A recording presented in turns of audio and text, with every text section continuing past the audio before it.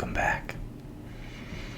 This is Sleepy Reader, and tonight we're gonna get through Chapter 8 of Through the Looking Glass. This one's called It's My Own Invention. After a while, the noise seemed gradually to die away till all was dead silence. And Alice lifted up her head in some alarm. There was no one to be seen, and her first thought was that she must have been dreaming about the lion and the unicorn and those queer Anglo-Saxon messengers. However, there was the great dish still lying at her feet, on which she had tried to cut the plum cake. So I wasn't dreaming after all, she said to herself. Unless we're all part of the same dream. Only I do hope it's my dream and not the Red King's. I don't like belonging to another person's dream, she went on in a rather complaining tone. I've a great mind to go and wake him and see what happens. At this moment, her thoughts were interrupted by a loud shouting of, "Ahoy! Ahoy! Jack!" and a knight, dressed in crimson armor, came galloping down upon her, brandishing a great club. Just as he reached her, the horse stopped suddenly. "You're my prisoner," the knight cried, as he tumbled off his horse. Startled as she was, Alice was more frightened for him than for herself at the moment, and watched him with some anxiety as he mounted again. As soon as he was comfortably in the saddle, he began once more, "You're my—" But here another voice broke in, "Ahoy! Ahoy! Check!" And Alice looked around in some surprise for the new enemy. This time it was a white knight. He drew up at Alice's side and tumbled off his horse just as the Red Knight had done. Then he got on again, and the two knights sat and looked at each other for some time without speaking. Alice looked from one to the other in some bewilderment. "She's my prisoner, you know," the Red Knight said at last. "Yes, but then I came and rescued her," the White Knight replied. "Well, we must fight for her then," said the Red Knight, as he took up his helmet, which hung from the saddle and was something the shape of a horse's head, and put it on. "You will observe the rules of battle, of course?" the White Knight remarked, putting on his helmet too. "I always do," said the Red Knight, and they began banging away at each other with such fury that Alice got behind a tree to be out of the way of the blows. "I wonder, now, what the rules of battle are," she said to herself, as she watched the fight, timidly peeping out from her hiding place. One rule seems to be that if one knight hits the other, he knocks him off his horse, and if he misses, he tumbles off himself. And another rule seems to be that they hold their clubs in their arms as if they were Punch and Judy. What a noise they make when they tumble, just like a whole set of fire irons falling into the fender. And how quiet the horses are. They let them get on and off them just as if they were tables. Another rule of battle that Alice had not noticed seemed to be that they always fell on their heads, and the battle ended with their both falling off in this way, side by side. When they got up again, they shook hands, and then the Red Knight mounted and galloped off. "It was a glorious victory, wasn't it?" said the White Knight, as he came up, panting. "I don't know," Alice said doubtfully. "I don't want to be anybody's prisoner. I want to be a queen." "So you will when you've crossed the next brook," said the White Knight. "I'll see you safe to the end of the wood, and then I must go back, you know. That's the end of my move." "Thank you very much," said Alice. "May I help you off with your helmet?" It was evidently more than he could manage by himself. However, she managed to shake him out of it at last. "Now one can breathe more easily," said the knight, putting back his shaggy hair with both hands and turning his gentle face and large, mild eyes to Alice. She thought she had never seen such a strange-looking soldier in all her life. He was dressed in tin armor, which seemed to fit him very badly, and he had a queer little deal box fastened across his shoulders, upside down, and with the lid hanging open. Alice looked at it with great curiosity. "I see you're admiring my little box," the knight said, in a friendly tone. "It's my own invention, to keep clothes and sandwiches in.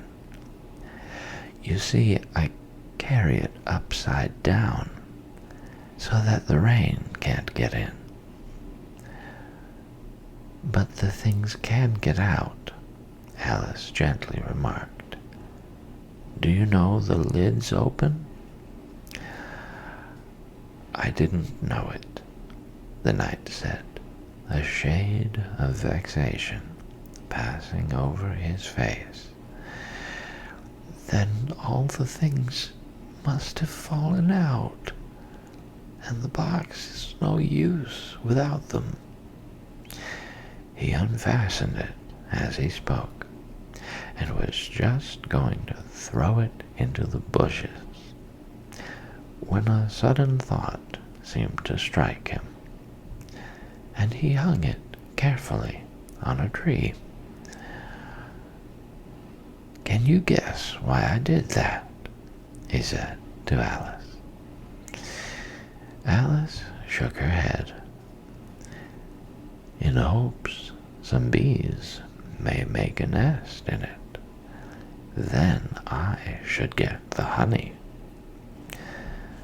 "But you've got a beehive, or something like one, fastened to the saddle," said Alice. "Yes, it's a very good beehive," the knight said in a discontented tone. "One of the best kind. But not a single bee has come near it yet.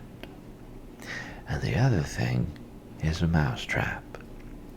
I suppose the mice keep the bees out, or the bees keep the mice out. I don't know which. I was wondering what the mousetrap was for," said Alice. "It isn't very likely there would be any mice on the horse's back." "Not very likely, perhaps," said the knight, "but if they do come, I don't choose to have them running all about. You see," he went on after a pause, "it's as well to be provided for everything. That's the reason the horse has all those anklets round his feet." "But what are they for?" Alice asked in a tone of great curiosity. "To guard against the bites of sharks," the knight replied. "It's an invention of my own. And now help me on. I'll go with you to the end of the wood. What's that dish for?" "It's meant for plum cake," said Alice. "We'd better take it with us," the knight said. "It'll come in handy if we find any plum cake. Help me to get it into this bag." This took a long time to manage, though Alice held the bag open very carefully, because the knight was so very awkward in putting in the dish. The first 2 or 3 times that he tried, he fell in himself instead. "It's rather a tight fit, you see," he said, as they got it in at last. "There's so many candlesticks in the bag." And he hung it to the saddle, which was already loaded with bunches of carrots and fire irons, and many other things. "I hope you've got your hair well fastened on," he continued, as they set off. "Only in the usual way," Alice said, smiling. "That's hardly enough," he said anxiously. "You see, the wind is so very strong here. It's as strong as soup." "Have you invented a plan for keeping the hair from being blown off?" Alice inquired. "Not yet," said the knight, "but I've got a plan for keeping it from falling off." I should like to hear it very much. First, you take an upright stick, said the knight. Then you make your hair creep up it, like a fruit tree. Now the reason hair falls off is because it hangs down. Things never fall upwards, you know. It's a plan of my own invention. You may try it if you like. It didn't sound a comfortable plan, Alice thought. And for a few minutes she walked on in silence, puzzling over the idea, and every now and then stopping to help the poor knight, who certainly was not a good rider. Whenever the horse stopped, which it did very often, he fell off in front. And whenever it went on again, which it generally did rather suddenly, he fell off behind. Otherwise, he kept on pretty well, except that he had a habit of now and then falling off sideways. And as he generally did this on the side on which Alice was walking, she soon found that it was the best plan not to walk quite close to the horse. I'm afraid you've not had much practice in riding, she ventured to say, as she was helping him up from his fifth tumble. The knight looked very much surprised and a little offended at the remark. What makes you say that? He asked, as he scrambled back into the saddle, keeping hold of Alice's hair with one hand to save himself from falling over on the other side. Because people don't fall off quite so often when they've had much practice. I've had plenty of practice, the knight said very bravely. Plenty of practice. Alice could think of nothing better to say than, indeed, but she said it as heartily as she could. They went on a little way in silence after this, the knight with his eyes shut, muttering to himself, and Alice watching anxiously for the next tumble. The great art of riding, the knight suddenly began in a loud voice, waving his right arm as he spoke, is to keep. Here the sentence ended as suddenly as it had begun, as the knight fell heavily on the top of his head, exactly in the path where Alice was walking. She was quite frightened this time, and said in an anxious tone, as she picked him up, I hope no bones are broken. None to speak of, the knight said, as if he didn't mind breaking 2 or 3 of them.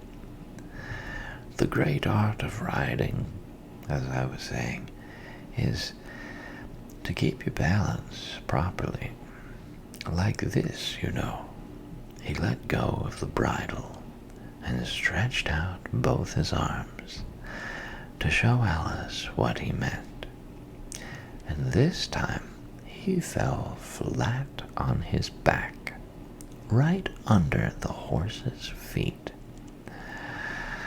Plenty of practice, he went on repeating, all the time that Alice was getting him on his feet again. plenty of practice." "It's too ridiculous," cried Alice, losing all her patience this time. "You ought to have a wooden horse on wheels, that you ought."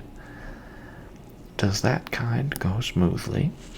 the knight asked, in a tone of great interest, clasping his arms round the horse's neck as he spoke, just in time to save himself from tumbling off again.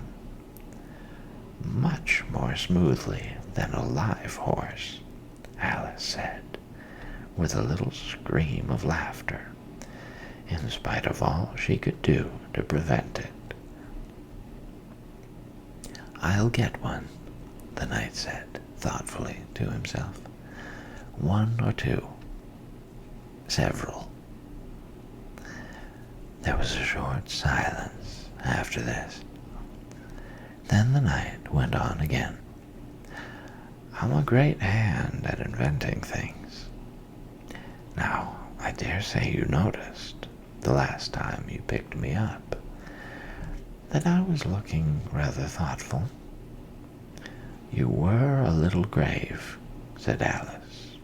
"Well, just then I was inventing a new way of getting over a gate. Would you like to hear it?" "Very much indeed," Alice said politely.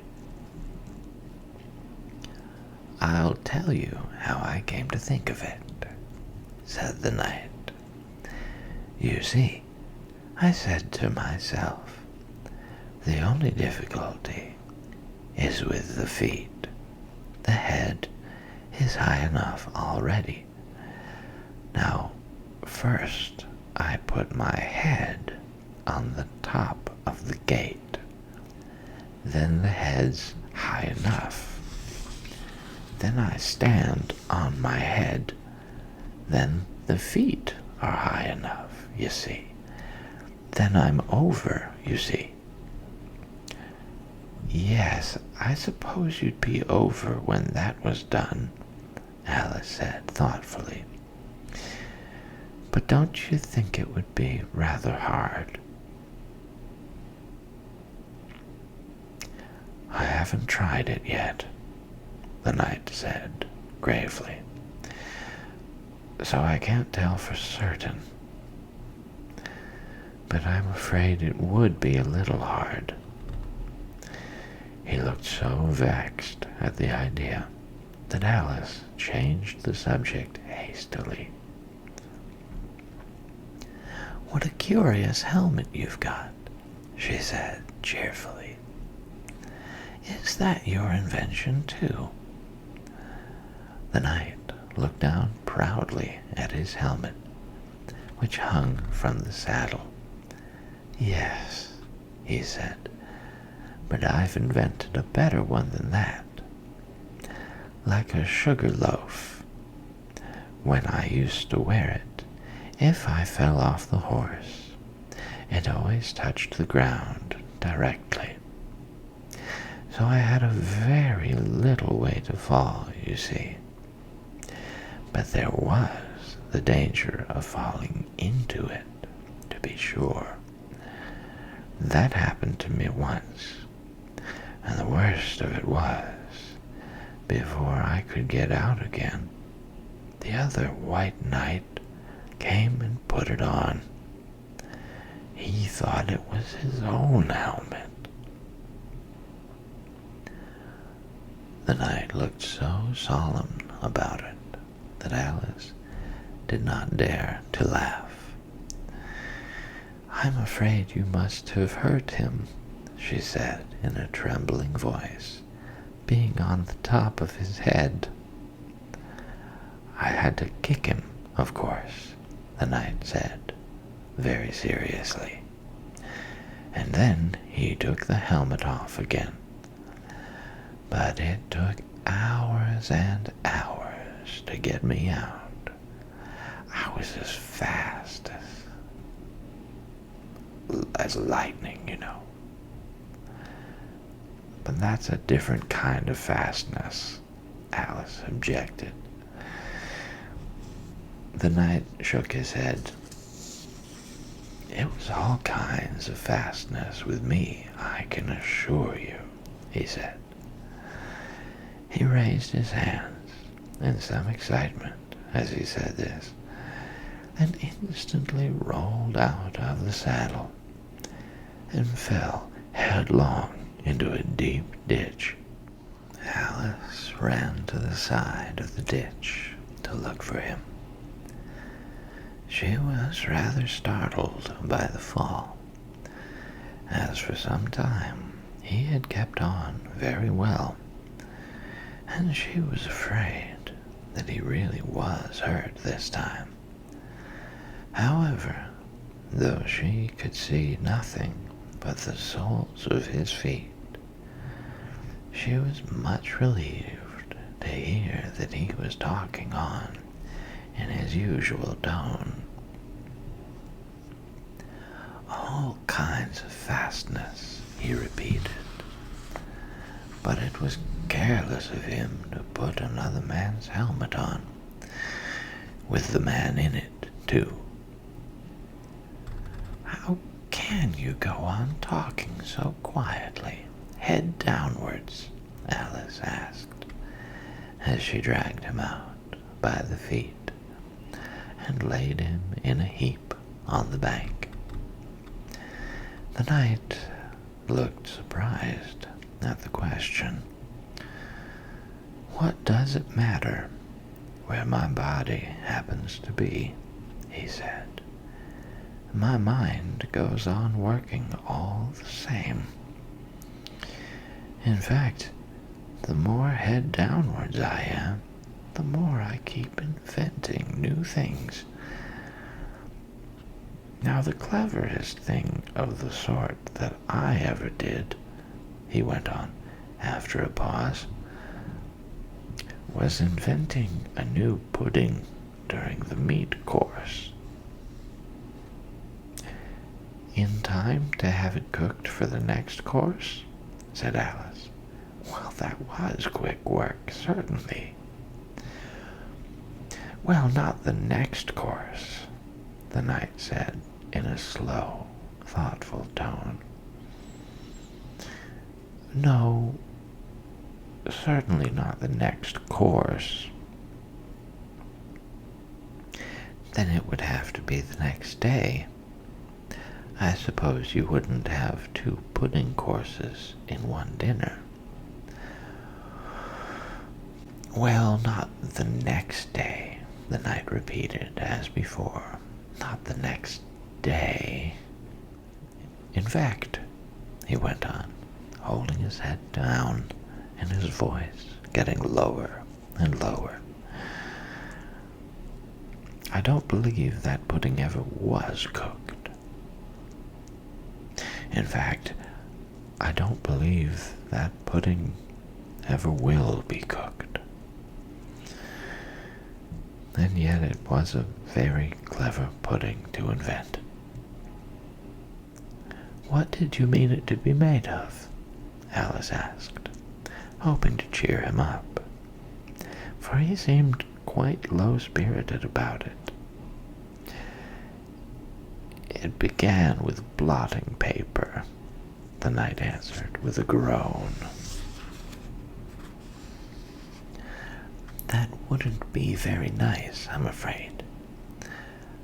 "Not very nice alone," he interrupted quite eagerly, "but you've no idea what a difference it makes, mixing it with other things, such as gunpowder and sealing wax. And here I must leave you." They had just come to the end of the wood. Alice could only look puzzled. She was thinking of the pudding. "You are sad," the knight said in an anxious tone. "Let me sing you a song to comfort you." "Is it very long?" Alice asked, for she had heard a good deal of poetry that day. "It's long," said the knight, "but it's very, very beautiful. everybody that hears me sing it, either it brings the tears into their eyes, or else what? Said Alice, for the knight had made a sudden pause. Or else it doesn't, you know. The name of the song is called Haddock's Eyes. Oh, that's the name of the song, is it? Alice said, trying to feel interested. No, you don't understand, the knight said, looking a little vexed. That's what the name is called. The name really is the aged man. Then I ought to have said that's what the song is called, Alice corrected herself. No, you oughtn't. That's quite another thing. The song is called Ways and Means. But that's only what it's called, you know. Well, what is the song, then? Said Alice, who was by this time completely bewildered. I was coming to that, the knight said. The song really is A Sitting on a Gate, and the tune's my own invention. So saying, he stopped his horse and let the reins fall on its neck, then slowly beating time with one hand, and with a faint smile lighting up his gentle, foolish face, as if he enjoyed the music of his song, he began. Of all the strange things that Alice saw in her journey through the looking-glass, this was the one that she always remembered most clearly. Years afterwards, she could bring the whole scene back again, as if it had been only yesterday. The mild blue eyes and kindly smile of the night, the setting sun gleaming through his hair and shining on his armor in a blaze of light that quite dazzled her. The horse quietly moving about, with the reins hanging loose on his neck, cropping the grass at her feet, and the black shadows of the forest behind. All this she took in like a picture, as, with one hand shading her eyes, she leaned against a tree, watching the strange pair and listening in a half-dream to the melancholy music of the song. But the tune isn't his own invention, she said to herself. It's I give thee all, I can no more. She stood and listened very attentively, but no tears came into her eyes. I'll tell thee everything I can. There's little to relate. I saw an aged man a-sitting on a gate. Who are you, aged man? I said, and how is it you live? And his answer trickled through my head like water through a sieve. He said, I look for butterflies that sleep among the wheat. I make them into mutton pies and sell them in the street. I sell them unto men, he said, who sail on stormy seas. And that's the way I get my bread, a trifle, if you please. But I was thinking of a plan to dye one's whiskers green, and always use so large a fan that they could not be seen. So, having no reply to give to what the old man said, I cried, "Come, tell me how you live," and thumped him on the head. His accents mild took up the tale. He said, "I go my ways, and when I find a mountain rill, I set it in a blaze, and thence they make a stuff they call Rowland's Macassar oil. Yet 2 pence halfpenny is all they give me for my toil." But I was thinking of a way to feed oneself on batter, and so go on from day to day, getting a little fatter. I shook him well from side to side until his face was blue. "Come, tell me how you live," I cried, "and what it is you do." He said, "I hunt for haddock's eyes among the heather bright, and work them into waistcoat buttons in the silent night. And these I do not sell for gold or coin of silvery shine, but for a copper halfpenny, and that will purchase 9. I sometimes dig for buttered rolls, or set limed twigs for crabs. I sometimes search the grassy knolls for wheels of handsome cabs. And that's the way," he gave a wink, "by which I get my wealth. And very gladly will I drink your honor's noble health." I heard him then, for I had just completed my design to keep the Menai Bridge from rust by boiling it in wine. I thanked him much for telling me the way he got his wealth, but chiefly for his wish that he might drink my noble health. And now, if e'er by chance I put my fingers into glue, or madly squeeze a right-hand foot into a left-hand shoe,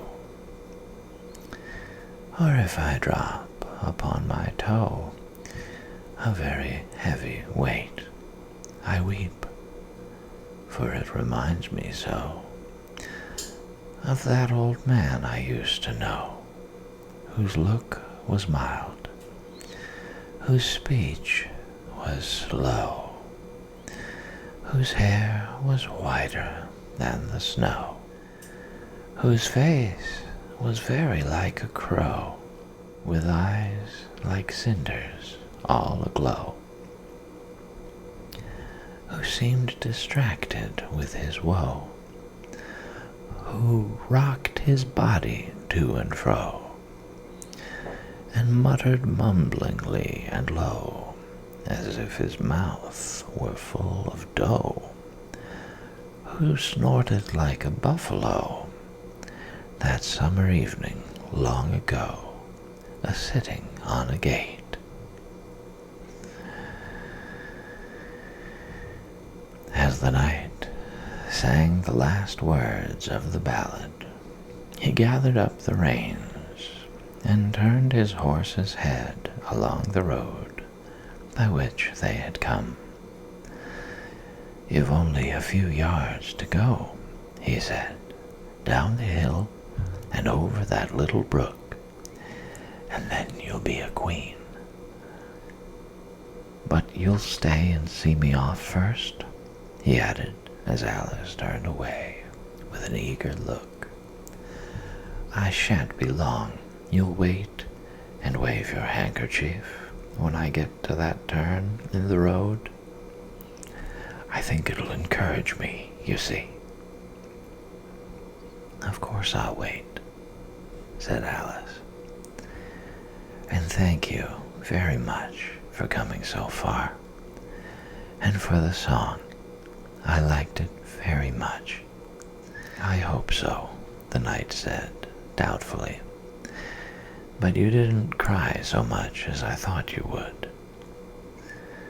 So they shook hands, and then the knight rode slowly away into the forest. "It won't take long to see him off, I expect," Alice said to herself as she stood watching him. "There he goes, right on his head as usual. However, he gets on again pretty easily. That comes of having so many things hung round the horse." So she went on talking to herself as she watched the horse walking leisurely along the road, and the knight tumbling off, first on one side and then on the other. After the fourth or fifth tumble, he reached the turn, and then she waved her handkerchief to him and waited till he was out of sight. "I hope it encouraged him," she said, as she turned to run down the hill. "And now for the last brook, and to be a queen. How grand it sounds!" A very few steps brought her to the edge of the brook. "The 8th square at last!" she cried as she bounded over and threw herself down to rest on a lawn as soft as moss, with little flower beds dotted all about it here and there. "Oh, how glad I am to get here! And what is this on my head?" she exclaimed in a tone of dismay, as she put her hands up to something very heavy that fitted tight all round her head. "But how can it have got there without my knowing it?" she said to herself, as she lifted it off and set it on her lap to make out what it could possibly be.